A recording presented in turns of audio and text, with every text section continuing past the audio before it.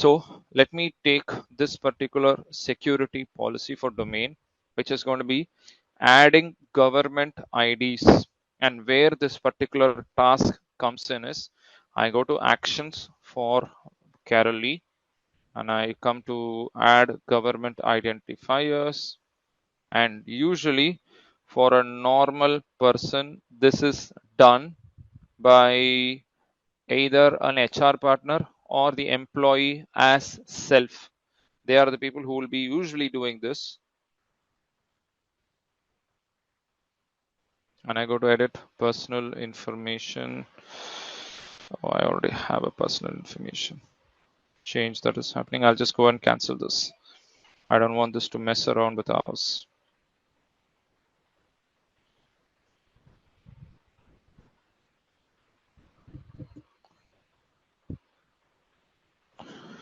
Right, I go back to Carol Lee, go to her profile.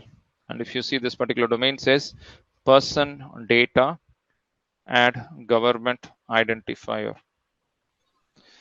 Change personal information. So let me see if you have the government ID as well.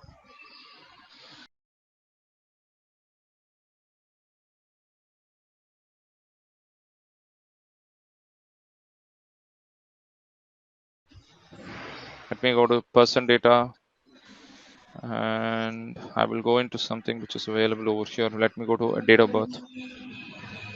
Yeah, this is better. All right, because I want to explain one simple concept for all of you to understand it. See, let me pick this particular domain. Now here the domain is going to be person data, date of birth.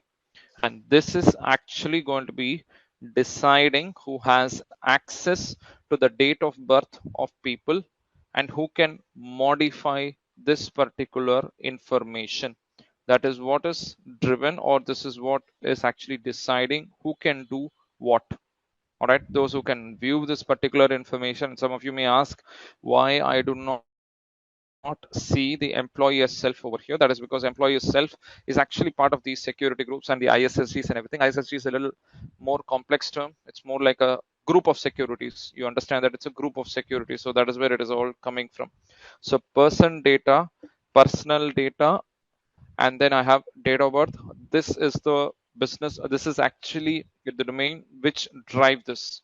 And when I go across to securable actions, I click on the number 5 over here.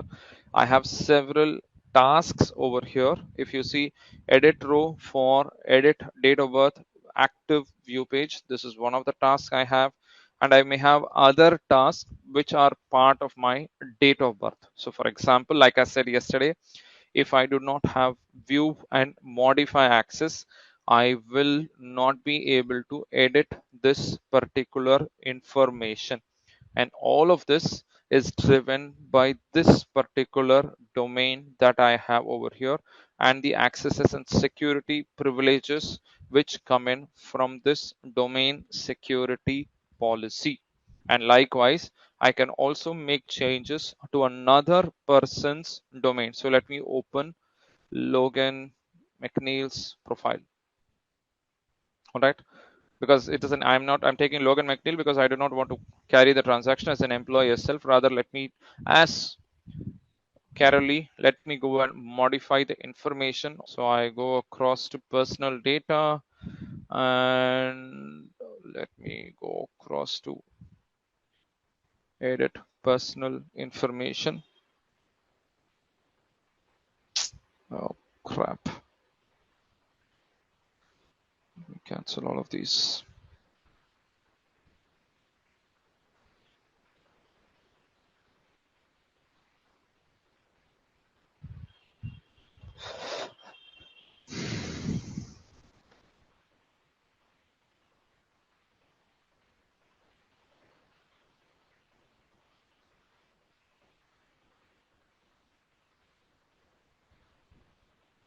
Let me go ahead and cancel all of this because I don't want to show that to you as an employee, but rather I want to show this as another user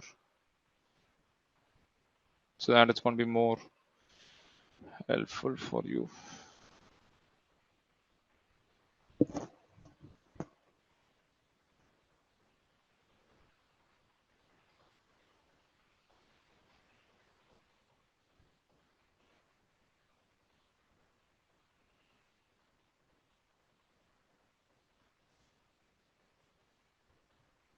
This is completed. Huh?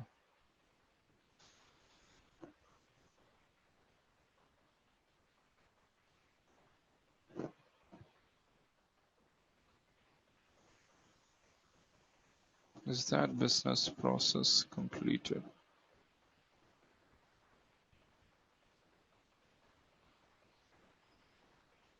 Shows in progress.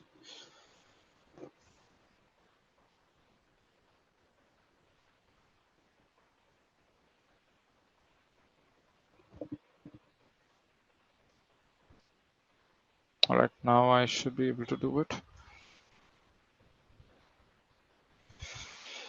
Now I'm as Carol Lee, and I'm going across to Logan McNeil's information, and I'm going to be editing her date of birth information. All right, like I said, this particular domain is going to decide whether I have the access to edit the personal information, and more specifically the date of birth information of Logan McNeil or not. And again, this particular pencil icon that you see over here will be visible only to those who have the modify access. If I do not have the modify access, I will not be able to edit it, whereas I'll be only able to view this information and do no other action. This is number one. And number two, say for example, if you want to see the domain which is actually controlling this particular task, how do I go about with this? For example, you've come over to change personal information and you have this date of birth, but you see that this particular date of birth is showing only as view and not editable. How will you debug this?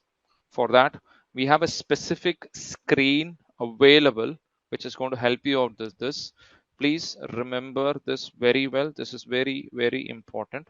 I just type view sec for sec, which is called as view security for securable item.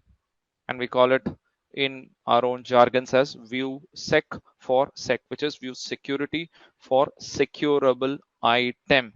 So what this effectively does is, here if I say date of birth, or I can even say change date of birth, based on this particular securable item that I'm going to be entering, it is going to give me all the list of tasks and the domains that are going to be linked to this. I will repeat. I come over to view security for securable item and I type the task as change date of birth, and it is going to give me all the list of actions which I can do for this particular one. Or it is a reverse. Instead of going from my domain, what if I do not know the domain? I only know the task name. The task name I chose was edit personal information or date of birth. All right, and I come in the reverse order over here. Clear on this particular page? And what is the task that I use is called as view security for securable item, or in short, we say view sec for sec. And even in the task, you just in the search, you just have to type view sec for sec, you're going to get it. It's a very, very simple task. And with this, I will be able to find out what is the domain linked to the specific task or page, the action that I want to do, whether I have the relevant permissions for it or not is also going to be available. For example, instead of I'm not going to say change date of birth, for example, I'm just going to say only date of birth, so that it's going to give a more exhaustive list for me. I'm just putting it as only date of birth so that it's going to give me a more exhaustive list. Let's see what comes up, because we have only around 9 actions or tasks over here. Why I want to go with this is, see, I have so many tasks over here. Why I want to highlight this is, like I said earlier, there are multiple options for you to edit or view the same information in Workday. It is not necessary for me to go only based on one particular way. I can do it in one way. You can do it in your own way as well. So there are multiple options and it depends on how you want to do this. All right.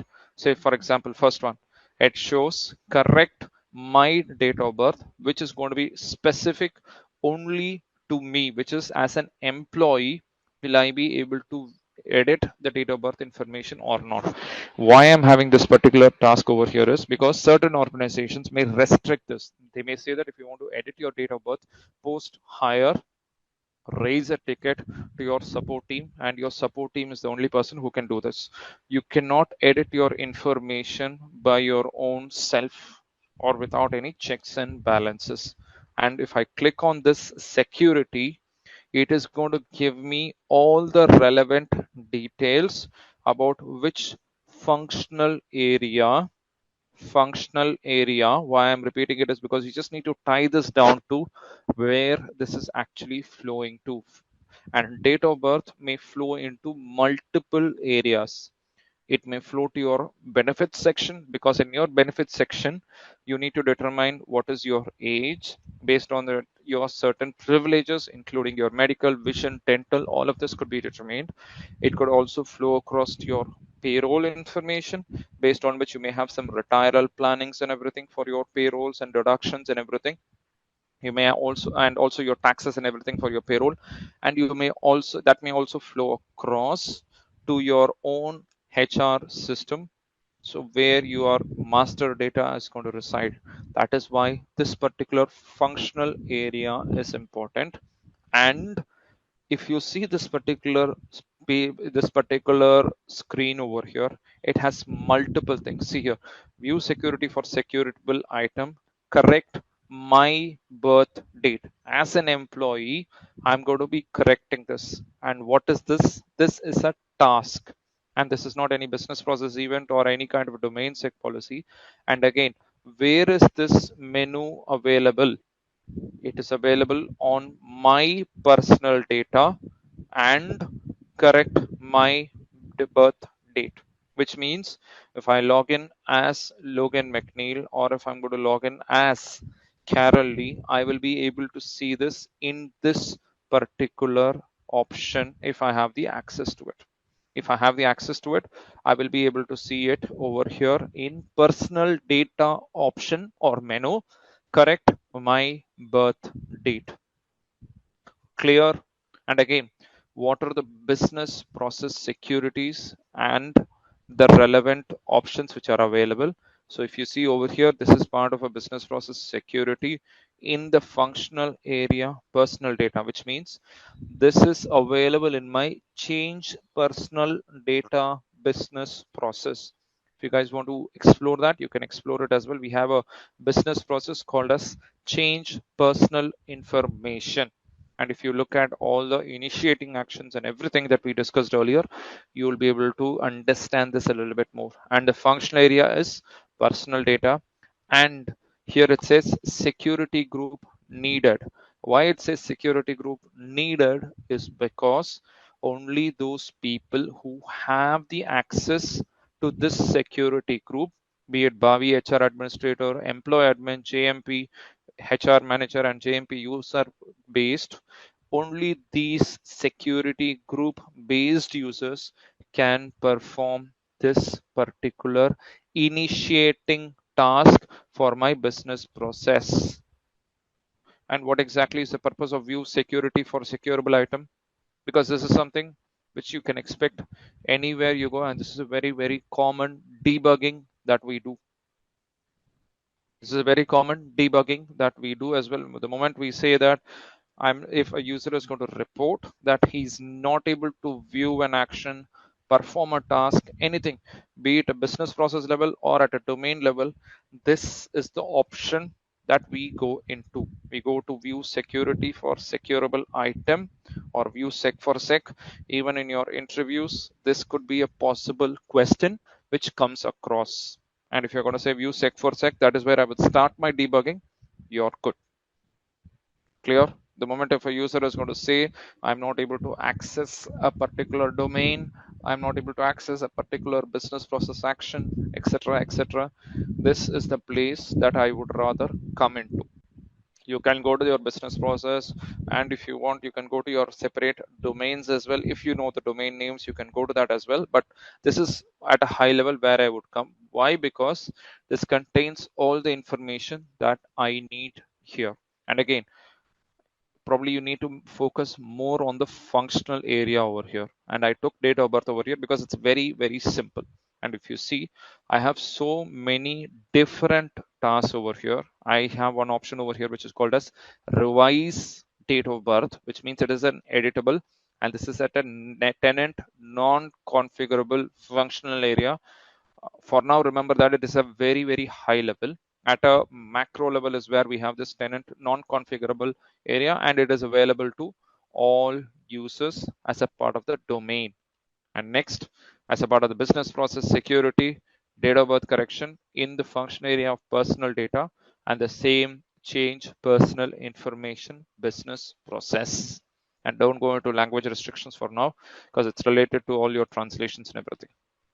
And let me go across, pick something else over here. Time of validation, active, these are all reports.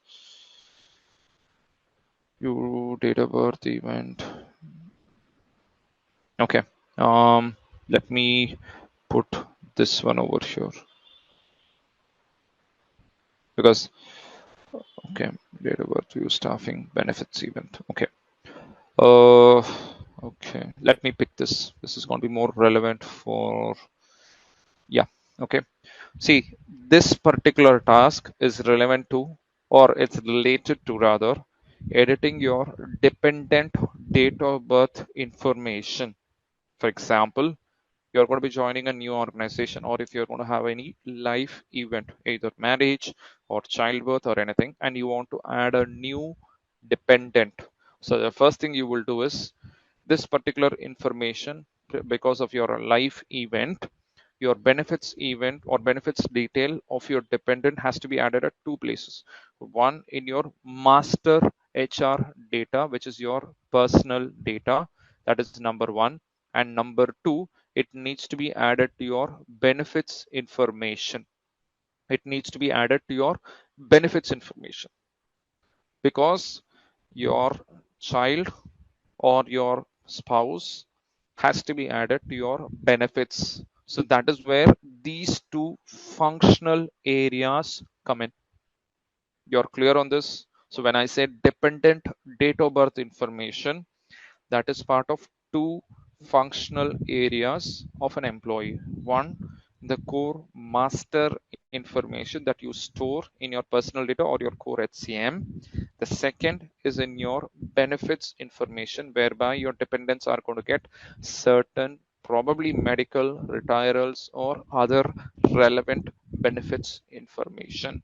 That is why we say this particular task is part of both benefits and personal data functional area. And if I go across to the security, each particular task in the relevant functional area is going to have different securities. Is going to have different security. For example, we have one over here which is called as self-service dependence. And what this means is, as an employee as self, you will be able to add dependents, but this is at a benefits level. This is at a benefits level. Say because of your life event, you can choose to add or edit your dependents, maybe your childbirth or your marriage, so you can add your spouse information. And this is at a benefits level, and who's permitted to do it is employee as self. And the dependent information relevant security policy. Crap, I didn't click anything, it just refreshed. I don't know what. Just give me a minute, let me go back to that.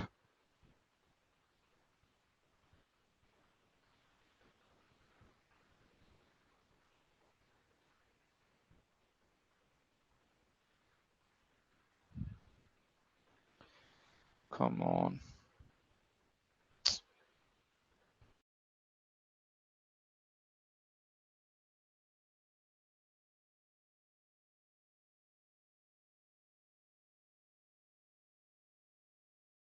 This particular date of birth information of dependent, like I said, is maintained in multiple places. That's why I took that particular example. So I have it over. Edit date of birth, Expresso reports, and where's the task?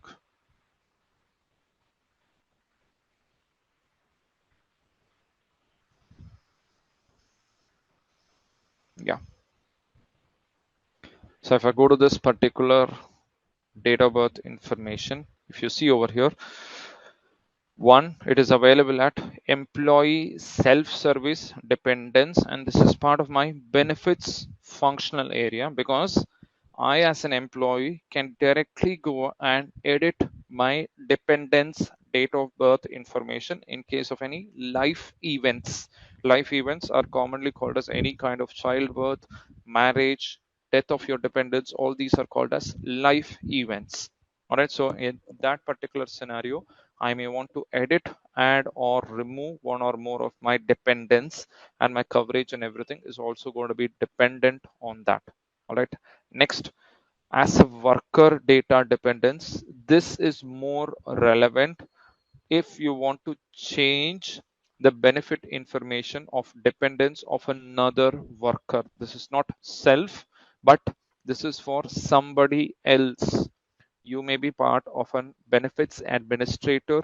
You may be part of a support group or a support your own HR support group, which is going to be doing all the day-to-day tasks, wherein they go and add and edit the dependent information of certain workers.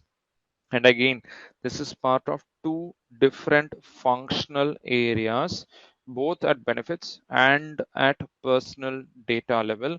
And here you see a long list of 70 plus security groups who are doing it. But in a real life, this could be something like a HR support group and probably your benefits administrator and certain other admin groups. Only those folks will be able to do it. You don't usually see a long list of 70 or 80 odd folks in such a thing. And if tomorrow you come across an issue where people say that you are not able to edit the dependent information or the dependent date of birth information of a worker's dependent, this is the domain and the security policy that I would be looking at. I just have to click over here, right click, and go to this particular domain. And if I want to make some changes, I will go and make changes over there.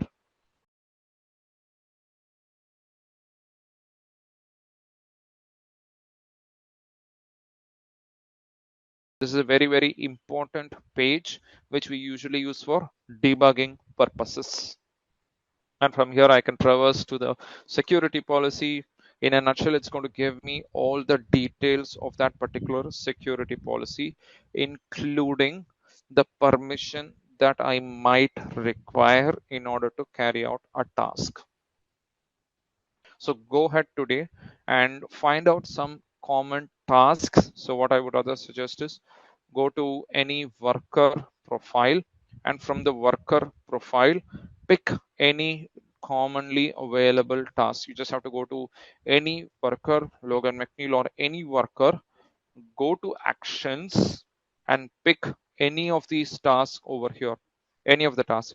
You can go to compensation, job change, you can go to personal information, anything. I picked up personal information because very common task.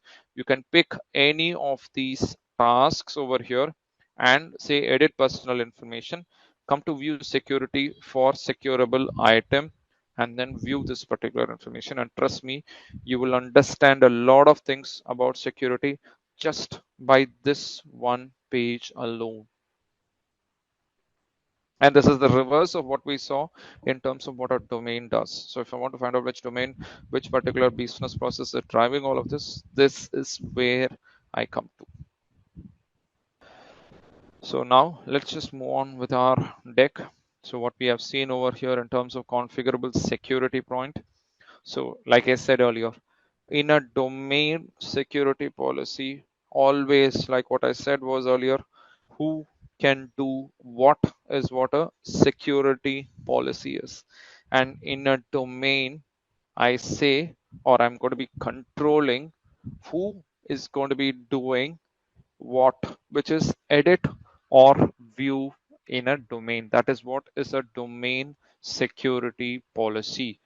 Who in my security group can do what task action, which is more relevant to either a task, or I can view or edit any specific information. That is what is driven in my domain security policy. And whereas in my business process security policy, I'm going to say who, which security group or a user group is going to be able to do which action or event in my business process or business process event. Who can do an initiate, who can do an approve, who can do a review, who can do a configuration task, who can do whatever not it is. So that is what is my business process security policy. All right, next. This is more relevant to the domain security policies for any functional area. So this is like for my personal data functional area, what are the different domains and securities and everything. Uh, this particular page, okay, so I don't know whether I want to take this, but let me just show you this particular page alone.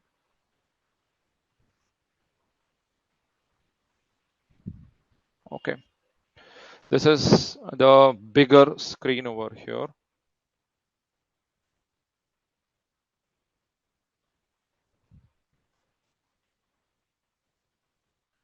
All right, so let me pick personal data over here.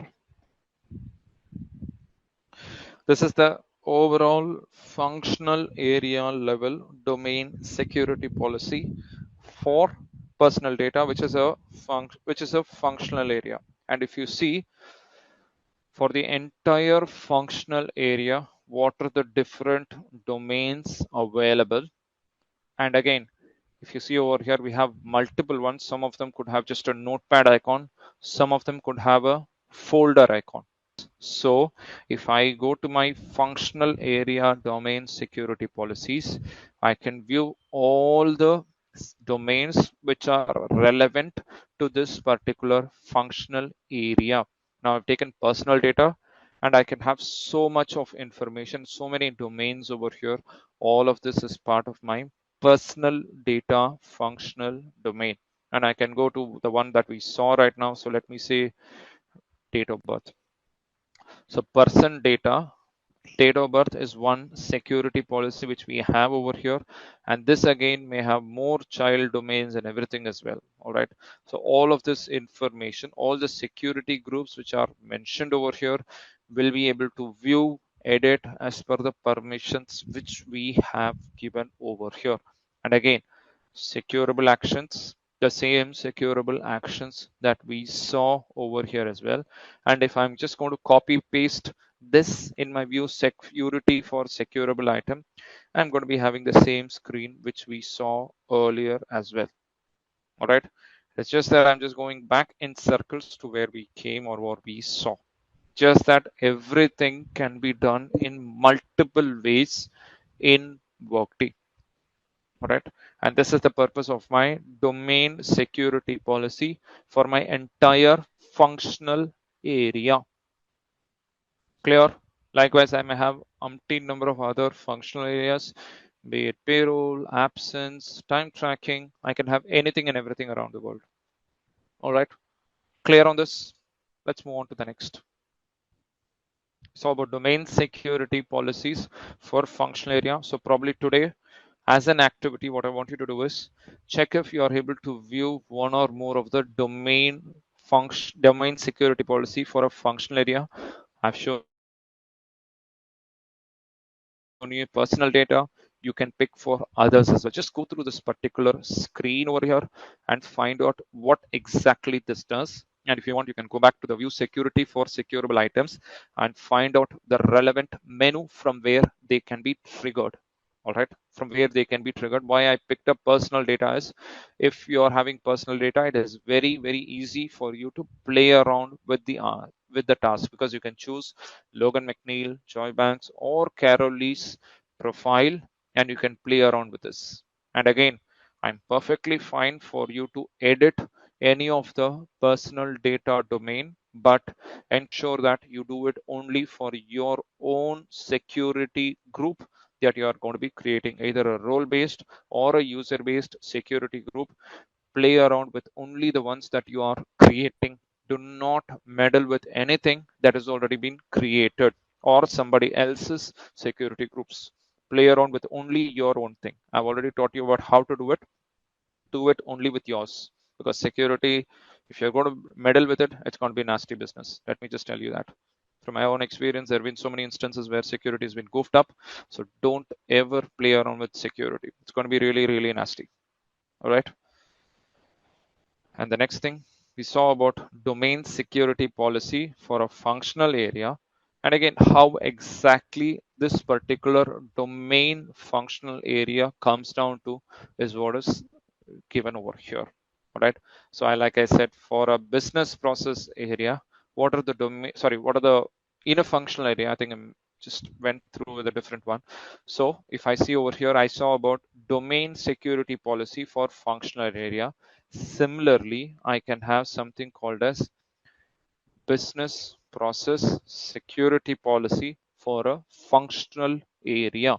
Say, for example, let me take, or let me go in the reverse order. Since we have already seen about hire, I will pick hire over here and then show you. Over here, I'm putting it as, I'm choosing it as hire. And over here,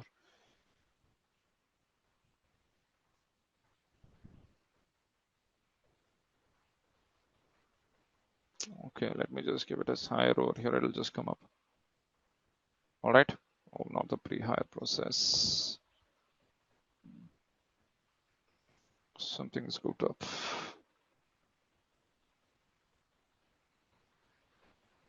And I think somebody was asking me what are the different business processes which we have in the system. This is more or like all the business processes that we have in the system, which could be numbering over 100. Over 100, that's just a pessimistic estimate, right? We may have more than 100 business processes, but just a pessimistic number is like we have over 100 business processes. All right. And for staffing, sorry, for hire, your functional area is going to be staffing business process, staffing functional area. And I'm going to be showing you about the business process security policy for any functional area. Since we have seen about the hire, change job, and other business process, which are all part of my staffing functional area, I will show you around this particular functional area's business process security policy as well. So in a nutshell, whatever we saw in the hire business process, it's going to be available over here. All of these are available. And again, some of them are folders and some of them are icons with a folder and a notepad over here, because all of these are going to have child sub process or sub business process functional processes as well. All right. So everything is going to have child actions, which are going to be having inheritance and everything relevant to them as well. All right. So that is why it is. And again, I can have assigned pay groups, so many different tasks relevant to this, because this business process type is just going to be showing us assigned pay group, which is the overall high level business process type. And under that, I can have multiple child security policies relevant to this particular business process security policy. All right. This is the same as what we saw in the business process policy. In my business process policy, so let me just open that as well. I just go to BP hire. Just picking randomly anything, because like I said, the business process policy, security policy is going to be same for all of the higher business process definition. This is going to be the same. Okay, that is number one. And number two, all of this that you see over here is what is translated over here or transposed over here. And again, I may have some additional tasks over here like an assignment of a pay group, costing allocation, etc. Why these are all coming is because these are sub business processes which can be triggered from my higher BP. These are sub business processes which can be triggered from there, and where I can view my sub business processes. Remember, we saw about business process config options. So all the sub business processes in my higher business processes and the relevant sub processes and their security permissions are also displayed in here. If you see, for my higher business process, if I scroll to the right in my business process configuration options, I can see so many sub business processes. All right, after complete, I see here so many sub business processes over here. Assign pay group and so many sub business processes, assign establishments, work schedules, and all of these are called as sub BPs. And if I come across over here to my business process security, business security policy, you may ask me a question, why all of these are not available in my BP security policy? Because these are sub BPs. And this is an overall picture of all the business process actions, be it sub BPs or tasks which can be triggered from my higher BP, and what are the relevant permissions that I give it that I can give over here. All of that is available. Clear on this, where this is coming from? Because you may ask me a question, why all of these are not available in my sub BPs. Some of them may not be available because they are triggered as a part of my sub BP. And if I go to assign cost allocation over here in the BP security policy, you can see that as well, because this is another sub business process. Assign costing allocation is another business process by itself, and it has its own security policies. And again, some of the business process security policies could be inherited from my higher BP as well. Clear? All that inheritance concept is going to kick in over here as well.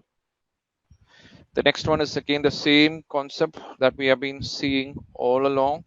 A worker, like I said, is going to be tied to a job or a position, and again the job or the position can be mapped to an assignable role over here. Why I said was assignable role could be something like a manager, which could in turn be a position or a job which could be tied to an incumbent worker in my organization. This is fairly a straightforward one because we are tagging it directly to a job or a position. Like I said, a managerial position, a person who's going to be a manager in a supervisory organization is going to continue to have all the privileges. That is why we have the role-based security groups assigned at a superorg level, and that superorg level is going to have specific roles that is again going to be tied to the job or a position. All right, clear? And next one, the common roles which we may have assigned over here, which could be like a manager, matrix manager, security partner, very common ones which we may have over there. And in terms of user-based security groups as well, we may have so many user-based security groups, and I can have somebody like an absence partner. And again, all of these are specific roles which I can assign either at a supervisory organization level or at a location level. Again, absence partners are usually assigned at a location level rather than at a supervisory organization level, because my supervisory organization could probably be based out of multiple locations, and each location may have one or more local federal laws which are applicable. Because of that, I may not actually have somebody at a superorg level, and it is better for me to have it at a location hierarchy level. Like I said, of course, it is very, very individualistic based on what my organization implementation is going to look like. And again, payroll partner, HR partner, compensation, benefits, all of this can be assigned either at a superorg, company, location, or cost center level. Usually payroll folks are from the finance teams, and it is only prudent to have it at the cost center level. But again, purely depends on your implementation, because some organizations may have a really, really strong implementation and design methodology by which I would say that I want folks only in the finance department to be a payroll partner or something. Purely depends, but recommended to have it at a cost center level rather than having it at a location or a support level. All right. Next, security concept, the same what we have seen so far. What can I see about a worker who has the access, and what can I do to this particular worker? Essentially, who can do what? That's what this is going to determine. That is what security is in. So for whatever we have seen, all the security concept, only thing that it deals with is who can do what. And if you can have answers to this particular question, security is fairly simple for anybody. Just have to determine who can do what. And we'll just see all of that. And we saw about role-based security groups, and we saw about user-based security groups as well. So what can be assigned and how this can be assigned. Process maintenance security groups, let's not get into this now. Let's not get into this now, because more into the employee self and manager self and all that we have seen so far. Let's not get into that for now. That's going to be a little bit more overwhelming for you. For now, remember that employee self, manager self, we have so many such security groups as well. But just hold your horses for now. I don't want to get into that. We will do this towards the end of this particular course. Okay. Next, we saw about user-based security groups. This is going to be like a user-based security group is going to be more directly assigned to a user directly rather than having a role assignment and then following that particular hierarchy. This is going to be directly assigned to any specific individual, and usually across any organization, I will only have a handful of people who are going to be user-based security group, because this security group or security group based users are considered to be the niche ones, and they usually have so much of privileges attached to them. They can do so many things across the entire tenant, including security, including compensation relevant changes, payroll relevant stuff, and everything and whatnot. And that is why I said this is going to be a niche group. And one activity that I want you to do is pick up any of the user-based security group. You can choose any of the administrative ones. You have HR admin, payroll admin, compensation admin, security admin. Any of these administrator tasks or administrator security groups, go through their security group, find out what are the domains and the business processes to which they have the access, and you'll be really, really surprised, because they'll have a big laundry list of actions which they can do, and virtually all the administrators,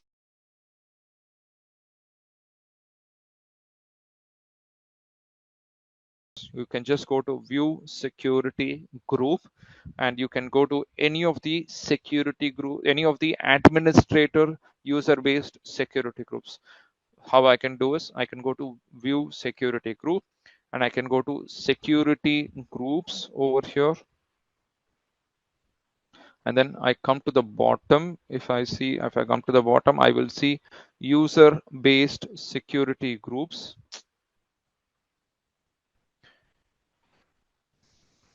I come to the last one. I see user-based security groups. And if I come over here, I see so many different user-based security groups. I'll see absence, I will see payroll, I will see HR, I will see security, recruiting, I will see so many of them.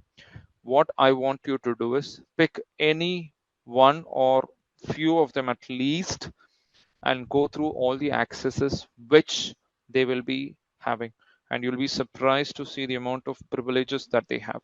And usually this particular absence administrator, for example, will have access to the entire absence functional area. Similarly, a payroll administrator will have access to the entire payroll functional area. So which means all the domains and all the security business processes, the absence administrator will have entire access to do anything and everything. And one more trivia for you. Probably when you had gone to the business process security configuration, I taught you about reassignment. Any of the business process, you can check any of the business process, hire, change job, personal information, any of them. Only administrator security groups like a business process administrator, security administrator, or other HR or other relevant functional area level administrators will have access to reassign any business process reassignments. Only those administrators will have access to it. You can go and check it as well.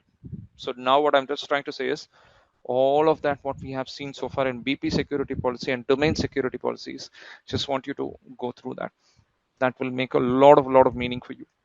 And you will see that here itself, if I see over here, I will probably have access to all the business processes, and I'll have edit and administrator level privileges to all the business process types which are part of absence. That is usually the way we configure any administrator user security group. Clear on this? And probably you can go to business process as well. You will see the absence administrator or HR administrator, recruiting administrator, anybody. You will see that they will have all the privileges, be it approve, deny, view, review, initiate, everything will be exclusively available to the respective functional area user-based admin. User-based security groups is only going to be a nutshell, but they are kind of the super users in my tenant. And that is why we don't restrict them to just a specific group or a role or something. They are going to be kind of super users. That is the common usage, but I can have other users as well based on my requirement. Next, again, we've already seen about role-based security groups. We are going to be assigning it to a specific role, and we have only seen about constrained, and I do not want to go into unconstrained for now because that's going to be another topic, and that's going to be a little bit more different for you as well. So we will take that towards the end of this course, probably as a part of additional ones if we have the time, and whatever we have at that time, we'll see that. But for now, just remember that we're going to see only constrained role-based security groups, which I'm going to be assigning it to either my support, location, cost centers, or company, of course. I will have it assigned specific to my support or role, support or company or other places. And based on the role, I'm going to be assigning them specific privileges. All right, clear on this? And like I said, a difference between a user-based and a role-based is role-based is more constrained to the place where I'm going to be assigning it, either at a company level, cost center, support, or location level. And they can have privileges only within that particular location, support, or cost center company that I'm going to be assigning. outside of that company, say for example, Nishant is assigned as a manager, which is a role-based security group, to his own supervisory organization, ns underscore support. Will he be able to perform the same higher action, higher business process to a support? Maybe not. That is why we say that role-based security groups are constrained and their scope is only within their own supervisory organization to which they are tagged to. Whereas a user-based security group like an administrator is going to be having a very, very vast scope within the entire organization. Their scope is unlimited. All right. That is what we say at as a organization based or an organization level user based security group. We do not constrain we do not constrain a user based group to just a specific role and a specific support company cost center location.